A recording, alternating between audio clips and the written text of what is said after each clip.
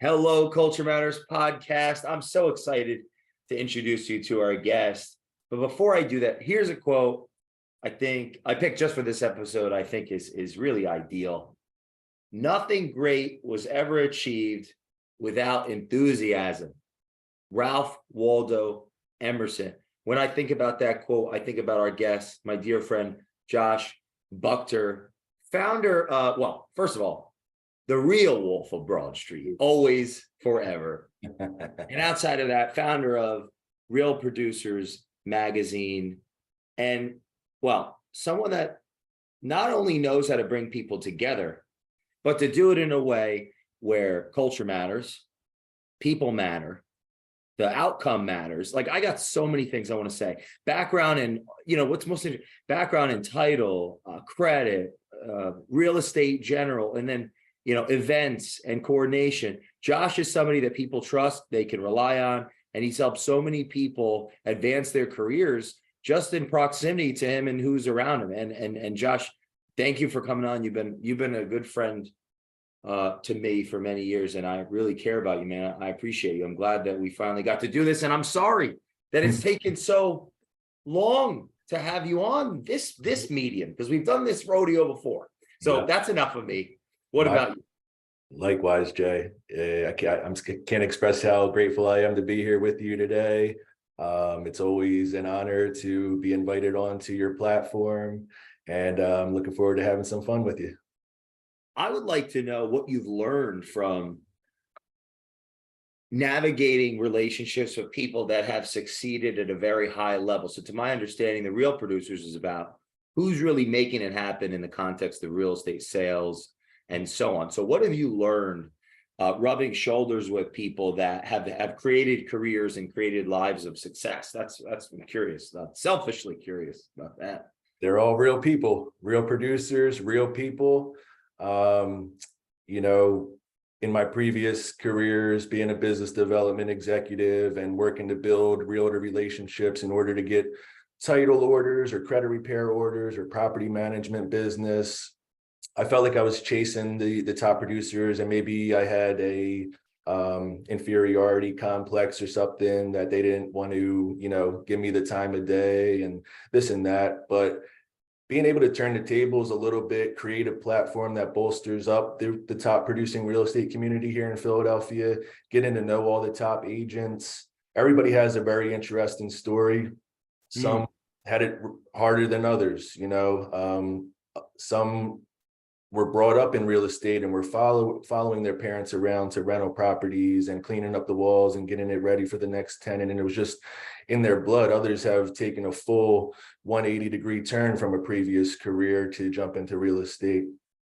They're very relatable people here in Philadelphia. You have to be. I mean, you have to be likable. You have to be adding value. You have to be connected. I'm a connector. They're all connectors. To be the top 500 ranked real estate agent, you have to be doing a lot of things right. You have to be a people's person. And I just really vibe well with our readership and our community. I'm not a real estate guy necessarily. I'm a marketing and events guy. But I'm so happy to have found my lane in the greater Philadelphia real estate scene and growing, So for listeners that are interested in putting people together at some point, what are some of the no-nos? The no-nos for what? Of gathering people. Make sure you have things for people to do. Make sure you are entering the event, whatever it is, with some type of intention or objective. I don't like walking into a room with no vibe or atmosphere or music or things to look at or eat or drink or just limiting the number of objections for people's view of your event is important. And it doesn't take much. It just takes some thought. We have it relatively easy, so to say, because it's all real estate industry folks. And, I would have a harder time if it was a more broad type of like networking after work, open to like any business owner with a business card. Like that would be a little bit more difficult of a platform to run, in my opinion. But real estate industry folks tend to understand that networking is part of the game, and we're opening up the eyes to the others that haven't realized that yet. Same thing with social media, just to, yeah, it's like some people still are off the social media or are not diving in. Really?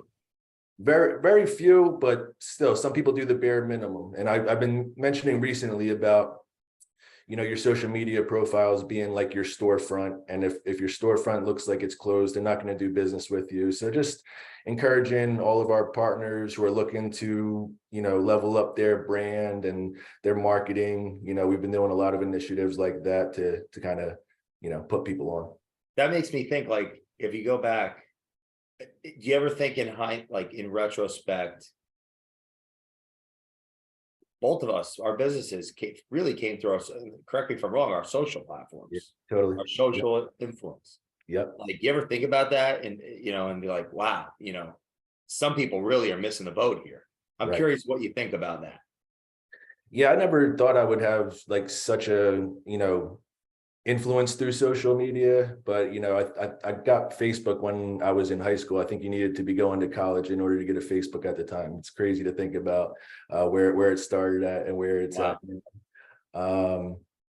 And I think it's just the easiest way to extend your reach and let people see what you're up to. You're doing the work anyway, might as well document it, and don't keep it a secret. It's just like activity creates activity, and I don't overdo it with social media posts, but most of them have some type of call to action or promotional aspect to it, where it's not exactly in your face, buy a ticket, selling out or anything like that, but it's always just showing what we're up to, and it naturally is going to attract the people that we want to attract.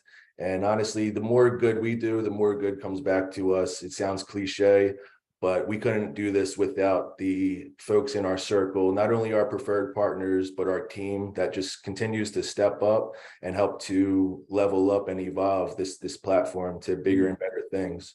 But yeah, I think it all starts with your, social media, it's your resume. People gotta be able to see what you're up to if you expect to, gain influence, gain business, make a change. It's hard to do without a platform. I was looking at our clips from all those years ago Mhm. before this. Yes. What have you learned about yourself from the last time we linked up in person? We were at that church, I think, or it was like Yeah, my old office, remember that? Converted Church in Grays Ferry. Yeah. Yeah. Yeah. What have you learned about yourself, about as a business person, as a friend, as a collaborator, influencer? I've learned to, I thought I was good at staying consistent before, but this is, a whole new challenge. Not only staying consistent with, the business side of things and selling ads and content coordination and everything like that, but staying consistent with a passion, and just, we all have good days and not so good days. And sometimes it's hard to keep the momentum and keep the, the enthusiasm, like the quote that you mentioned. So to be able to, find a way to love what you do, even on the bad days, and be grateful for what's coming and what's to come. Building up the team has been really, eye-opening for me, because we started off with a very small team and now we have over 16 team members. Wow.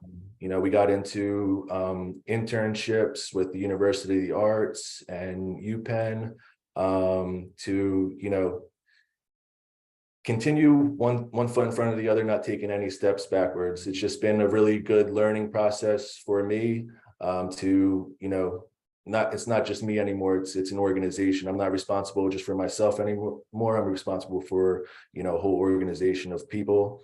And, collaboration is key. Just always being open-minded and keeping the door open to different suggestions, positive feedback, negative feedback. And the events, the events is my passion, my love. The magazine is awesome. That's my baby, my partner Bethany's baby. We got, Bucks County Real Producers now too. So it's two platforms. When I was talking to you, we're a few months into the first magazine, Philadelphia Real Producers. Now we've added on Bucks County Real Producers magazine. So two separate, platforms and communities, and, having a lot of fun at what we do, and, continuing to challenge ourselves. We're up for the challenge for sure. What are some of the differences in the two? Those are two different worlds in some sense. I lived in both, actually. Yes. Yeah. It's awesome, actually. I mean, we just had a Realtor Awards Derby, we called it. It was the same weekend as the Kentucky Derby at the Buck Hotel in Feasterville, Trevose.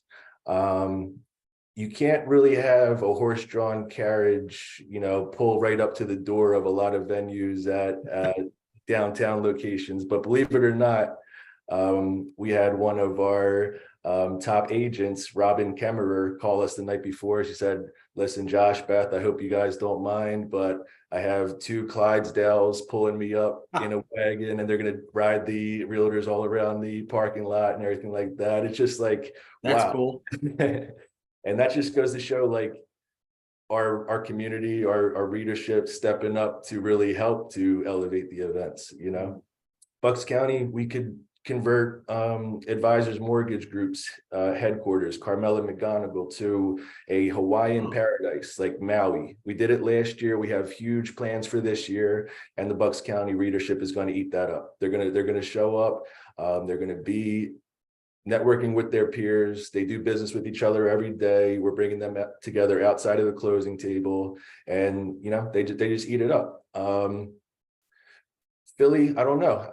I don't see us really like getting away with, hosting an event at an office space in Philly. It's got to like pop off. It's got to be like some really high-end luxury stuff. Bucks County is very, luxury, and you think wineries, you think the suburbs, you think, huge houses and yards and pools, and both platforms are foodies, so we try to always have like great food and highlight different businesses from each side. So it's an interesting dynamic, and there is a lot of like overflow between the two platforms, a lot of overlaps, which is cool. For example, our fourth annual 9-hole scramble and social is coming up October 12th at the Philmont Country Club. That's a hybrid event for both platforms. So we bring everybody together one way or another at least once a year. Do you think it helps motivate the real estate professionals to be amongst each other and to celebrate their wins, even if there's a level of competition, but this idea of collaboration? Like, what are your thoughts on that? Everybody's different. I have agents come up to me and say, I love your platform and what you do, but I'm not interested in going to a networking event with a bunch of other agents. I don't see any value in that. And I got to respect that. You're killing it. You might be in the top 10 real estate agents in Bucks County, but that's your style. Some agents say, "Josh, thank you for the offer, but I'll pass on the complimentary feature in the magazine. I prefer to stay under the radar." Perfectly fine. I respect that. But the majority, 95% of the agents that I talk to, they actually like coming out to the events to talk to other agents, in their field, talk to other vendors, learn different things, see what's working, see what's not working. And, it's a constantly evolving industry. It has ups and downs. We're in the down right now. High interest rates, low inventory. A lot of top producers are down about 60% from where they were last year, from what I hear. Some are killing it. Some are having their best years ever. But the beautiful thing about me and our readership here is that a lot of us have been through multiple, downturns and recessions, and still be able to push through and maintain. I was at Mike's new office, and he said down 60%. There's been a big theme here on the show the last let's say 2 quarters, about how to approach this weird and macro environment. How are you keeping yourself focused? How do you view what you just said? Like, what's your advice to the listeners that might be thinking negative thoughts they can't like get out of their head? Mhm, mhm. I always think, what else can you do? Like you're an entrepreneur. If you're a real estate agent, you're an entrepreneur, you're a marketer. What else can you do to boost your real estate business, but maybe, start a new business too, or maybe, leverage your skills for other things. I don't encourage anybody to have just like one income source, you know what I mean? And I think it's important to diversify or just continue to find new ways to, to stay afloat. There's ways to double down on your education in these downtimes too. Like I went on a campaign with a national real estate coach, Scott Einbinder, recently with our partner at TD Bank. We did the Comcast Center, Four Seasons Hotel in Philadelphia, Miami, New Brunswick. It's the realtors that are like eager to get out and, learn new techniques or educate themselves and double down on their business and their relationships. And some agents double down on their Zillow spends, whatever you have to do or whoever you have to, work with to achieve your goals. It's better done like as a team sometimes than trying to figure it out on your own. At the end of the day, we're all trying to figure it out, and all we could do is do our best and not be hard on ourselves and not, get depressed or, waste days when you could be focusing that energy and that time onto more, positive activities, even if it's taking care of yourself more, reading more, spending time with your family. I'm not Have a you real noticed that some of those that are really in a good mental space right now, producing, like, what are they doing? What are some of the things, the conversations like with them? I'm curious, because you're a wealth of information. You talk to real producers all day long. Yep. I mean, it's really keeping a positive mentality, staying active. You're going to make more money and more connections getting out and about than you are sitting on the couch. Refining systems and processes, getting organized, and really just leveraging their network and their team to drum up, shaking the pipeline up, shaking the tree up, going through all your past clients, giving them some TLC, showing them some love, seeing what shakes out of that, seeing what, type of introductions are, drummed up off of those efforts, and just, keeping the hustle going, and having faith that this isn't going to be a forever thing. You're not automatically throwing in the towel. When I say like multiple sources of income, I never look at anybody who tells me that they have to go pick up a job to supplement their real estate business. I never look at them in a negative way. If you have to lean on the fact that you have a nursing degree and 20 years of nursing experience and you need benefits and you have a, smile on your face and you're at the top of the world for everybody else to see, but ultimately it's up to you to take care of yourself and take care of your families. And, all you can do is all you can do, Where did you learn this mindset? Mentors? I don't know. I'm used to being broke, man. I never had money. So if it comes to a downtime in the economy, my bills are paid, my payroll is paid, maybe I have less to show for it at the end of the day, but I know that while money does matter, your team's culture matters. You taught me that your company's culture matters. And I won the culture award last year for N2 Publishing, national. Really? Yes. They called me up on stage, gave me the plaque, and I'm like, what, it was you that implanted these lessons into my head. And I didn't know. Yeah. It was a really cool experience. And it wasn't a plaque for making $30,000 a month or $50,000 a month, like some area directors and publishers do. But it was a plaque that mattered to me because we, expelled like a really good culture around us that has, you know, a very positive influence on our people. We are listeners, we are open to helping. And I recently came across a congratulatory note from when I went to print from the actual founder of Real Producers Magazine, Remington Ramsey. And it said they never put your net worth on your tombstone. You know what I mean?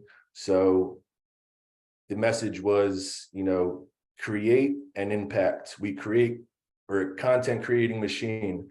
We have, you know, hundreds of people that have been featured in our magazine. We have hundreds of people who will never forget that moment and will cherish that physical magazine or that framed article long after we're gone. We're creating legacy, we're creating impact. And I think as long as you continue to do that and don't put so much emphasis on the money, that, you know, you play the long game. We're 4 years in. I would love to see where we are in 10 years or 6 more years and at the 10-year mark. You know what I mean? But Josh, I want to acknowledge and affirm you is that, first of all, you are a culture man, always have been. Thank you. I see you, brother. Yeah. And whether this helps or not, you know, I could say with absolute confidence that I was a complete failure for about 6 years. Like like meaning me. I'm just going to use me as a previous meaning what people perceive me as, and also the business. I look at the culture as bamboo. It doesn't grow, and then it sprouts 90 feet. Wow. Yes. I would bet, like, if you were a stock, I would definitely invest in you. Yeah. And I know that bamboo sprout is going to happen in this time. Yes. That's my belief. Thank you so much. There's so many people that if they were stocks, I'd short their ass. Right. I'd be shorting them. Yes. Not you, my friend. Our time is coming, man. Yeah. You got the Culture Award. That's a big deal for a national. That means that all these people all over the country, they picked you. Yes, sir. Yep. Wow. The audience needs to listen carefully. Re-listen to this episode. Did they tell you why? They said that I was always, you know, open to talking to people from across the nation or sharing my resources or sharing my systems. If something's working for me and it can be duplicated in 125 other markets, I'm not going to keep it a secret or ask for anything necessarily. You know what I mean? I don't think there's a more diverse magazine out there either. You know, we make it a point to, you know, be as diverse and inclusive as possible with our platform. You know what I mean? We can't change the world necessarily, but we could, you know, change our community and change our city and just continue to grow from there. You know what I mean? Very diverse, not only from the brokerages and the teams, but the backgrounds, the races, the religions, the orientations, the pronouns, everything. What have you seen that do for people that maybe don't cross paths? Just I'd love to know that. Yeah.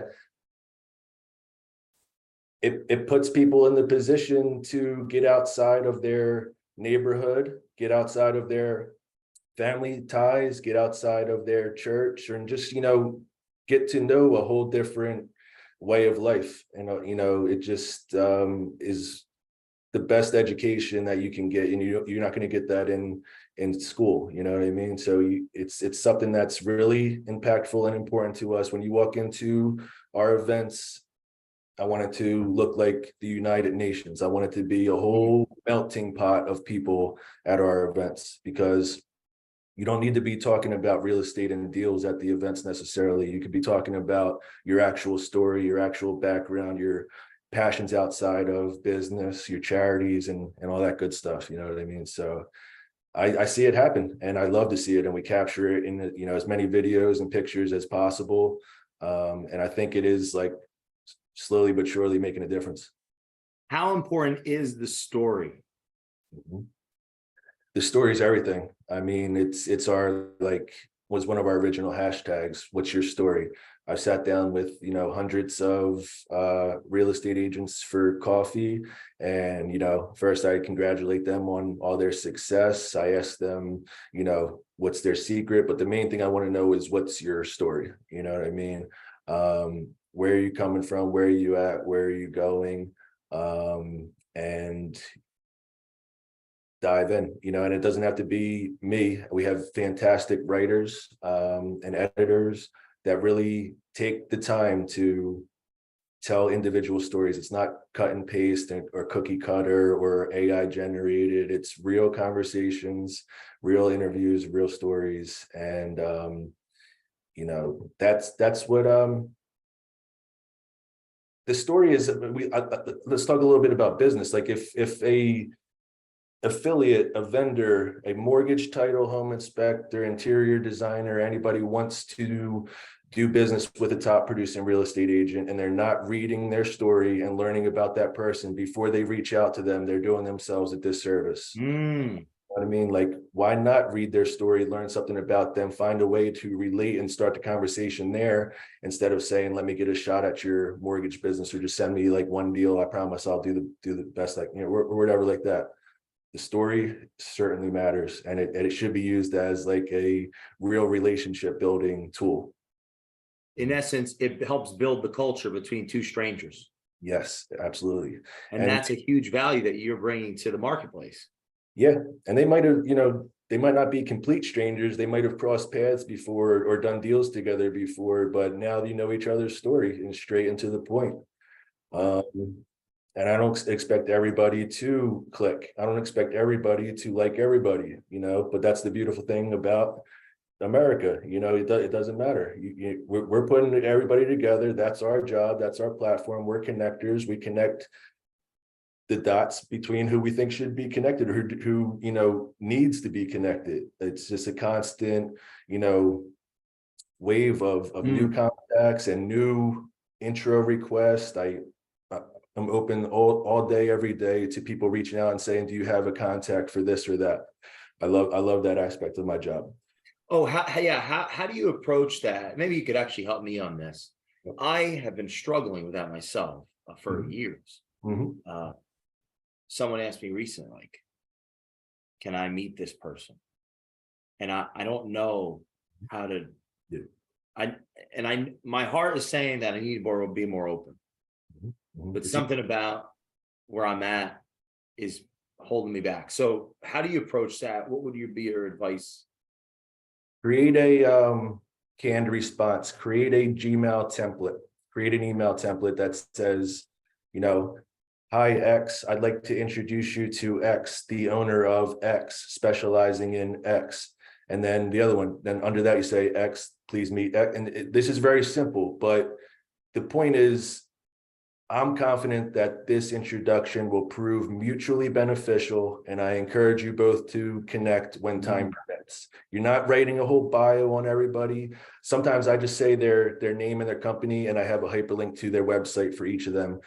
They don't need a whole background. Make it as easy as possible. Make it as easy as possible, because it's all that matters is you just connecting that dot, and where they take it from there is up to them. But you don't need to drop everything you're doing to do that. Make a note of it. And then, when you have time, catch up on all those little check boxes and just send them out, or have an admin or VA do it. You know what I mean? I have for the people that you find yourself doing it more often, you could even have a professional introduction blurb already in place for that introduction to, it's one less thing to worry about. You get a request for that introduction, you already have the blurb, you paste it in, and then it's gone. I actually have a professional introduction blurb for every one of our preferred partners. We're at about 72 advertising clients right now. They have a custom professional introduction blurb, and it makes connecting super streamlined. And have people thanked you? Oh yeah, all the time. Very, very thankful. We like to let our partners see us working for them. You know what I mean? So, taking a minute to do that, being open to those opportunities to connect, making a note of it and not forgetting about it. and it just takes some brain power sometimes. You got to think, and sometimes who do I got for this person? Oh yeah, what was that person's name? How do I find that person? And if it's not in my phone, I'll ask Bethany, or we'll do some research, and just make it happen. But So you've mentioned Bethany twice, and I think, without Jenna, I'm still running around with Velvet. yes, So exactly. can you, give me some counsel on this here? Yeah. Did we hit gold? Is that Yeah, what's going on? exactly. I was going to ask you about Jenna, tell her I said hello, but that's She's 100%. downstairs waiting for our meeting after this. Yeah, I can't never forget Bethany. She wasn't in the picture the last time we had an interview, but she's my partner in business and life, and a key part of where we're at today. She manages my email accounts. Like, she'll like literally get rid of all the nonsense and narrow it down to what needs to be done, and even like reply to the emails. I'll tell her what to say, and just like content coordination, and just the event help. She's just like super down. And What's your advice to people on how to navigate working with somebody that, they yeah, living care together, deeply working with about? somebody, being together every day. Yeah, I mean, Yeah. I get that question sometimes, and um you never stop dating that person. You never stop, like, you got to stop every once in a while and remember why you got into a relationship with that person, and that it's not a solely business situation, and that you got to look out for each other and take care of each other, and give yourself some space. Space is good sometimes. We have, like, days where I'll go to the office and she'll stay home, or I'll go out on sales meetings and she'll take care of other things. We used to, go to every sales meeting together and go to every event together. And, it's a learning process. We're coming up on like 3 years together now. And, Oh, wow. you identify your strengths, you divide and conquer, and you just, figure it out. But, we're not perfect. We argue, we fight. But Oh, wait, you guys should go to dinner with us, then you'll see. We're gonna set that up, the four of us. yes, please. We've been told we tend to do that with other people. Right. I'm so happy for you, man. Thank you. You too. Yeah. What's next? What I'm so yeah, like, what's next? Um, we have aspirations of really getting into travel. We always talk about travel, but we're like travel vlogging and really creating a brand. And I'm not going to say like our Real Producers business is on cruise control, but it's almost like getting there. You know what I mean? We're always going to have our influence on it and our hand on it and everything like that, but we're working really hard to set ourselves up to like be digital nomads. The end of this year, after our fourth quarter event and all of our event check boxes are taken care of for the year, we're going to Southeast Asia, Vietnam, Wow. Cambodia, Thailand. It'll be our second time to Thailand together. And that's our why. You know what I mean? That's our why. We don't have kids. We work really hard, and every single day when there's a fire to put out, or a headache or something like that, having those aspirations of world travel is really something that we're passionate about. And if I have anything to do with it, that's what's next.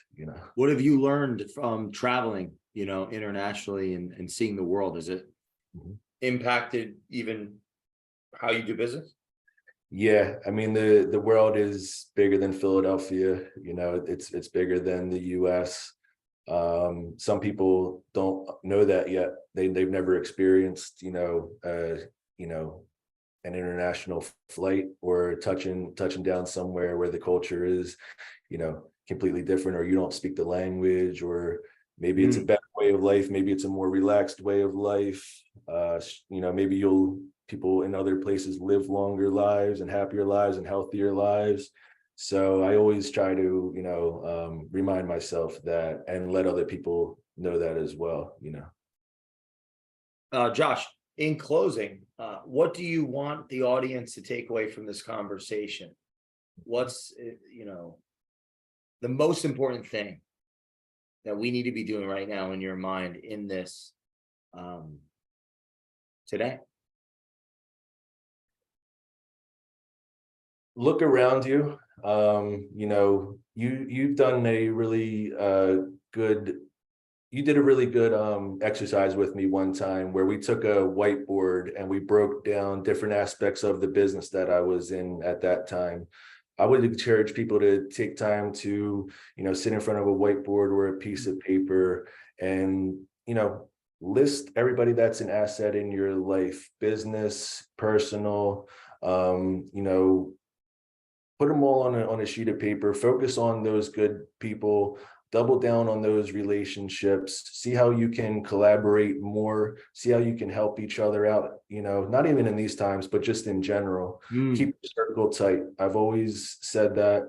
I got thousands and thousands of people in my network and that know me, but if anybody really knows me, I have 30 people that are really influential in me maintaining my business, growing my business, enjoying life. And it's those relationships that are super essential to keep in mind and to help bolster up and help each other that way. So keeping your circle tight and doubling down on your relationships, helping one another is what's most important.